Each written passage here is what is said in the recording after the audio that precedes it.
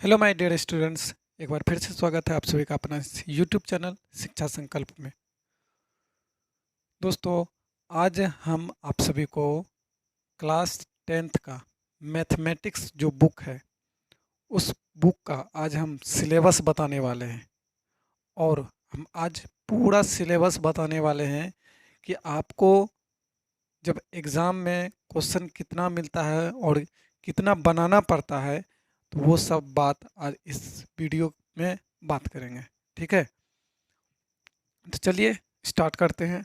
सबसे पहले हम बात करते हैं कि हम लोग का एग्ज़ाम जो होता है वो 100 मार्क्स का होता है। हम लोग का जो एग्ज़ाम जो होता है, मैथमेटिक्स का जो एग्ज़ाम होता है,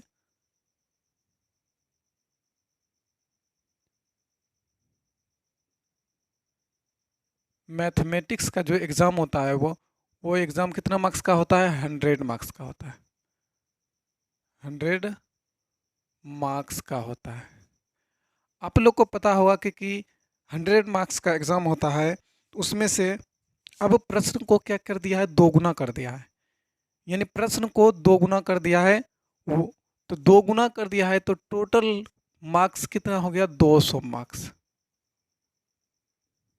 टोटल मार्क्स कितना हो गया? 200 मार्क्स हो गया। अब 200 मार्क्स का एग्ज़ाम में पूछा जाता है। ठीक है, बात करते हैं। सबसे पहले हम सिलेबस में बात करते हैं। सिलेबस में क्या बात करेंगे कि मैथ का जो एग्ज़ाम होता है वो एक सब्जेक्टिव होता है और एक ऑब्जेक्टिव होता है। एक होता है सब्जेक्टिव और दूसरा क्या होता है? ऑब्जेक्टिव होता है। तो सबसे पहले हम बात करते हैं कि ऑब्जेक्टिव।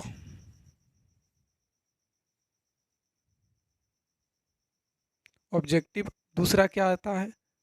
सब्जेक्टिव। सब्जेक्टिव।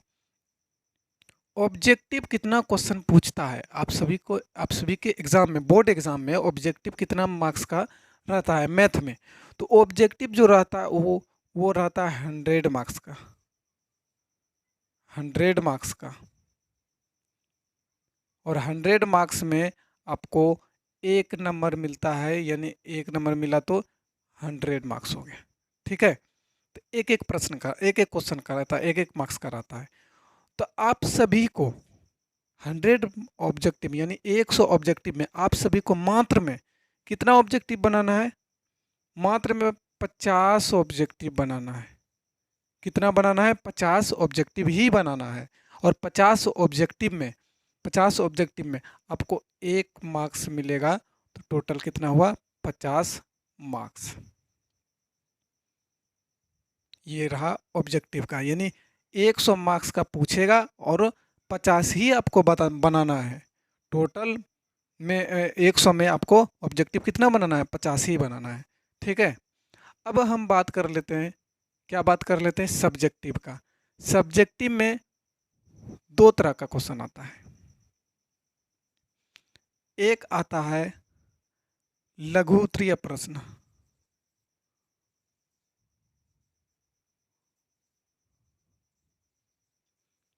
एक आता है लघु उत्तरीय प्रश्न और दूसरा आता है अति लघु उत्तरीय प्रश्न। अति लघु उत्तरीय प्रश्न। ठीक है, और लघु उत्तरीय प्रश्न में रहता है 2 मार्क्स वाला। लघु उत्तरीय प्रश्न कितना मार्क्स वाला रहता है? 2 मार्क्स वाला। और अति लघु उत्तरीय प्रश्न रहता है 5 मार्क्स वाला। देखिए, लघु उत्तरीय प्रश्न जो होता है, लघु उत्तरीय प्रश्न जो होता है आप सभी के एग्जाम में, यानी 2 मार्क्स वाला क्वेश्चन 30 आता है। क्वेश्चन कितना आता है? 30 आता है। और टोटल मार्क्स जो रहता है 2 मार्क्स का रहता है, यानी एक क्वेश्चन बनाइएगा 2 मार्क्स। तो टोटल एग्जाम में आता है 30 क्वेश्चन और 2 मार्क्स कितना हो गया? ये 30 दूनी 60। 60 मार्क्स का आपको पूछता है लघु उत्तरीय, यानी 2 मार्क्स वाला। लेकिन आप सभी को बनाना कितना है? क्या ये 30 हमको बनाना है? नहीं, हमको बनाना है मात्र इसका अधियाँ बनाना है। सिर्फ इसका अधियाँ कितना 15 होता है, तो 15 और 2 मार्क्स रहेगा तो 15 दूनी ये 30 मार्क्स का हो गया। यानी कि हमको एग्जाम में हमको पूछेगा 30 क्वेश्चन 2 नंबर या 2 मार्क्स वाला देगा, लेकिन बनाना जो हमको है ना सिर्फ 15 गो ही बनाना है। 15 गो बनाएंगे तो 30 मार्क्स होगा। ठीक है, बाकी लॉन्ग क्वेश्चन देखते हैं, अति लघुत्तरीय प्रश्न वाला देखते हैं। तो अति लघुत्तरीय प्रश्न जो आता है आप सभी के एग्जाम में वो 8 प्रश्न आता है और कितना मार्क्स कराता है 5 मार्क्स कराता है, यानी टोटल हो गया 40 मार्क्स। टोटल कितना हो गया 40 मार्क्स। लेकिन आप सभी को क्या 8 में 8 बनाना है? नहीं, 8 में सिर्फ हमको 4 बनाना है और 5 मार्क्स वाला रहता है, तो 4 गुना 5 कितना हो गया 20 मार्क्स। 4 गुना कितना हो गया 5, 20 मार्क्स। तो ये आप सभी का था। यहाँ से ऑब्जेक्टिव से फिर एक बार बता देते हैं। ऑब्जेक्टिव 100 प्रश्न रहेगा, बनाना आपको 50 है। सब्जेक्टिव जो 2 नंबर वाला क्वेश्चन रहता है वो 30 रहता है, लेकिन आप लोग को बनाना है 15। और 5 नंबर वाला जो क्वेश्चन रहता है 8 रहता है और बनाना है आपको 4 ही बनाना है।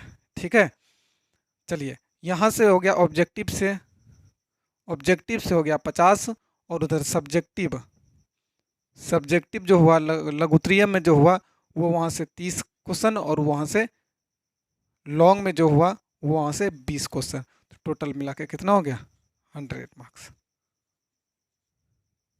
ये आप लोग को ऐसे एग्जाम में बनाना है। ठीक है, ये रहा आपका, इस तरह से एग्जाम में बनाना है। और अब देखिए, अब लघुत्तरीय प्रश्न में जो 4 प्रश्न आप सभी लोग आसानी से बना दीजिएगा। 4 प्रश्न कैसे आसानी से बना देंगे? देखिए, एक तो सबसे पहले पहला बात करते, पहला क्वेश्चन बनाना है। जैसे पहला क्वेश्चन आता है ग्राफ, हम आप सभी को बताएंगे, पूरा सिलेबस कंप्लीट करेंगे। ठीक है, तो सबसे पहले ग्राफ 5 नंबर में आता है, तो 5 नंबर ये हो गया। दूसरा नंबर रचना आता है, 5 नंबर ये हो गया। तीसरा नंबर एग्जाम में ऊंचाई और दूरी चैप्टर से आता है, ऊंचाई और दूरी चैप्टर से आता है, जिसको हाइट एंड डिस्टेंस कहते हैं, वहाँ से आता है। चौथा नंबर भाषा वाला क्वेश्चन देता है, भाषा वाला। ठीक है, भाषा वाला यानी भिन्न वाला देगा, भिन्न वाला क्वेश्चन देगा, तो वहाँ से 5, भिन्न रहे या वृत्त से रहे या पृष्ठीय क्षेत्रफल आयतन से रहे, पृष्ठीय क्षेत्रफल आयतन से रहे, यहाँ से 5 नंबर। तो ये फिक्स है। ग्राफ पूछेगा, रचना पूछेगा, हाइट एंड डिस्टेंस पूछेगा, भाषा वाला से पूछेगा, यानी 4 प्रश्न। और ये 5, 10, 15, 20, आप 20 मार्क्स आसानी से उठा सकते हैं सिर्फ लॉन्ग क्वेश्चन से। ठीक है, ये फिक्स है, पूछा ही जाता है एग्जाम में। ठीक है,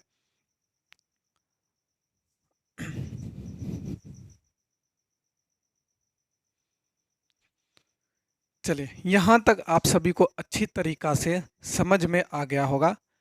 अब हम बात करते हैं कि आपके बोर्ड एग्ज़ाम में जो क्लास चलता है, बोर्ड एग्ज़ाम में जो बुक चलता है, एनसीईआरटी बुक जो चलता है, कितना चैप्टर है। ठीक है, कितना चैप्टर हम लोग को पढ़ना पड़ेगा। तो चलिए अब हम वो बताने वाले हैं कौन कौन सा चैप्टर है क्लास 10th में मैथमेटिक्स बुक में। ठीक है,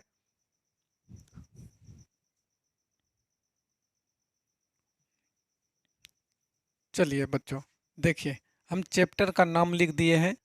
ठीक है, तो देखिए आपके बुक में सबसे पहला चैप्टर कौन सा है? सबसे पहला पहला चैप्टर है वास्तविक संख्या। क्या है? वास्तविक संख्या। दूसरा चैप्टर क्या है? बहुपद। दूसरा चैप्टर क्या है? बहुपद। तीसरा चैप्टर क्या है? तीसरा चैप्टर है दो चर वाले रैखिक समीकरण, दो चर वाले रैखिक समीकरण। चौथा चैप्टर क्या है? द्विघात समीकरण, द्विघात समीकरण। पांचवा चैप्टर क्या है? समांतर श्रेणी, पांचवा चैप्टर समांतर श्रेणी। छठा चैप्टर क्या है? त्रिभुज, त्रिभुज के बारे में पढ़ेंगे। सातवां चैप्टर क्या है? निर्देशांक ज्यामिति। ठीक है, निर्देशांक ज्यामिति। 8वां चैप्टर हम लोग का क्या है, त्रिकोणमिति का परिचय। 9वां चैप्टर क्या है, त्रिकोणमिति के कुछ अनुप्रयोग, ठीक है। और 10वां चैप्टर क्या है, वृत्त। और 11वां चैप्टर क्या है, रचनाएं, रचना। और 12वां चैप्टर क्या है, वृत्तों से संबंधित क्षेत्रफल। 13वां चैप्टर क्या है, पृष्ठीय क्षेत्रफल और आयतन, ये 13वां चैप्टर है। 14वां चैप्टर क्या है, सांख्यिकी। और लास्ट चैप्टर 15वां क्या है, प्रायिकता। तो 15 चैप्टर आप सभी के बुक में है और 15 चैप्टर हम आप सभी को पढ़ाने वाले हैं, ठीक है। तो आप अगर अभी भी इस चैनल को सब्सक्राइब नहीं किए हैं तो जाके इस चैनल को सब्सक्राइब कर लीजिए, ठीक है। और अगर आप टेलीग्राम चैनल पर नहीं जुड़े हैं तो टेलीग्राम चैनल पर जुड़ जाइए। टेलीग्राम चैनल पर क्या करना है, टेलीग्राम चैनल पर जुड़ जाना है। और टेलीग्राम चैनल पर जाके सर्च मारना शिक्षा संकल्प। ये टेलीग्राम चैनल पर जाके सर्च करना है, क्या करना है, शिक्षा संकल्प। यहाँ पर आके यहाँ पर जाके आप जुड़ सकते हैं, ठीक है। तो आज आप सभी को हम सिलेबस के बारे में बता दिए। अब जो आप सभी को पढ़ाने वाले हैं वो चैप्टर स्टार्ट करेंगे, ठीक है। तो आज तो सिलेबस बता दिए बहुत अच्छी तरह के तरीक़ा से। अब हम चैप्टर स्टार्ट करेंगे, ठीक है। और पहले हम ऑल सब्जेक्ट का सिलेबस बता देंगे। आज हम मैथ का बताएं, कल हम साइंस का बता देंगे, फिर उसके बाद संस्कृत का बता देंगे, सोशल साइंस का बता देंगे। सिलेबस जब कंप्लीट हो जाएगा तब जाके आप सभी का हम चैप्टर स्टार्ट करेंगे, ठीक है। तो आज के लिए बस इतना ही, मिलते हैं अगले वीडियो में। आज के लिए बस इतना ही, ओके बाय।